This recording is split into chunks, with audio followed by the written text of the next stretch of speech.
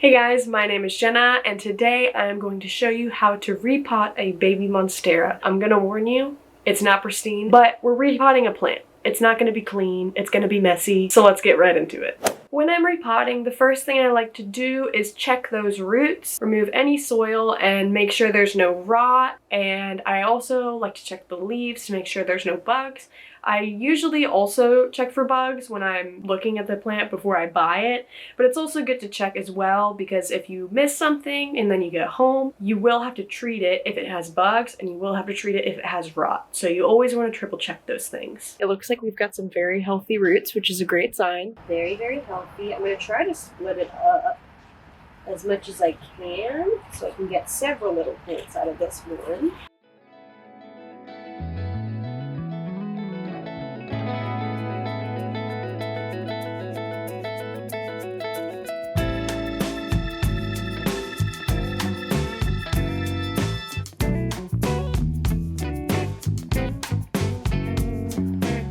Okay, so out of this plant, I successfully got 5 little babies, which is great. The size pots I have right now that I want to use, they're a little bit too big, so I think I'm still gonna put a couple in each, and then once the roots get bigger for each, I'll split them up again.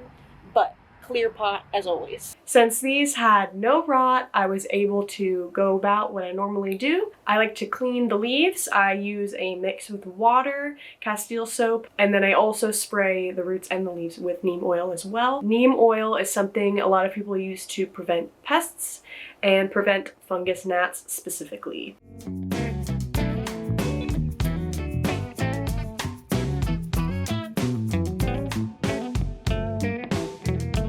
This just helps prevent any buggies, any disease, anything that we don't want. You just want to make sure you get both sides of the leaves when you do all that. There's probably a better way to do all this, but this is just the way I do it. The ideal soil mix that I create is a soil mix I found in the store, perlite, and orchid bark, and I mix it all together. What I like to do is do a couple inches of soil at the bottom here, so then that way the roots aren't just at the very bottom, they have something to grab onto. Settle the soil! This one has 2. It looks like 1 right now, but this actually has 2. It's also good when repotting and trying to figure out what size pot to go 1 to 2 inches larger than the root ball diameter. You don't want to go as big as the foliage size because if you go too big, that may cause root rot. So it's good to keep it in an apartment size, not in a mansion size for those roots. This looks terrifying. Now they're all repotted. This has 2, that one has 2, and that one's just the 1. Now we can go inside and wash them off once more, where they can get quarantined from the other plants, still for about a week.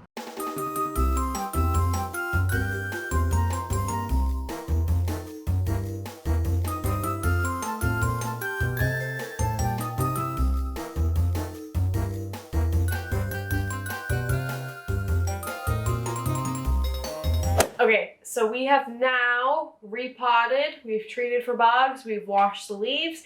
Now we are going to water it thoroughly, but we are going to bottom water with a little bit more of neem oil in it. Just 1 little squirt I do from the spray bottle and water it thoroughly. There are a few leaves. I think there's maybe 1 or 2 leaves that I do want to chop off that aren't doing very well, but I think I'm going to wait about a week or so to do that, just to refrain from adding any more stress to the plant that I already am.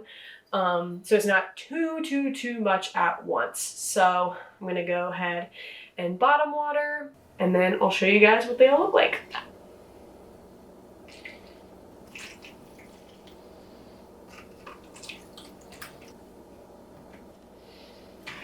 But yeah, that's pretty much it. I'm excited to see how they'll look in a couple weeks. This guy will definitely need some sort of support. I don't have a moss pole for it right now, but I might get some skewer sticks or something like that. This guy has a new little leaf coming in, which is super exciting. The one leaf I did want to chop off was this one. It's just not looking too great, and it looks to be an older leaf. So I'm not actually surprised that it's going yellow because it looks like it's pretty old. The newer ones come up from here, so I know this one's a little bit older. That's pretty much what I do. I don't do anything too crazy, and now they will be quarantined from my other plants. They were just kind of around them while I was filming, but honestly, the person I got them from, I trust them, and I know that they take very good care of their plants, so I'm not too worried about there being pests. So that's why I felt like I was okay to film near the other ones at the beginning of this video, but they're not gonna live with the other ones for a couple days, so. But yeah, that's pretty much what I do. Now this queen is a Monstera I've had for a while. It's the exact same one. It's just much older. So it has the fenestrated leaves. I've had this one for about 1.5 years. It was just a baby when I got it. Probably about the same size as the ones I just repotted, but yeah, she's doing great. And right now, because it's fall, there's a cute little scarecrow living in her little wonderland. This is actually 2 different moss poles. I really like the ones that have the plastic inside, because that way they don't get as rotted as the ones that are made of wood. But yeah, they're great. I just got them on Amazon, and you can continue to stack them as you need more. But once my Monstera gets huge, I'm gonna need a much thicker one, or even use like a piece of wood. So, but yeah, that's how I repot my Monsteras and a lot of my other plants. I hope you guys enjoyed this video, and if you want me to show you anything about any other plants, I would be happy to help you out. And if you would like to see more videos like this, go ahead and subscribe. I post videos once a week, and I would love to hear from you. Bye guys.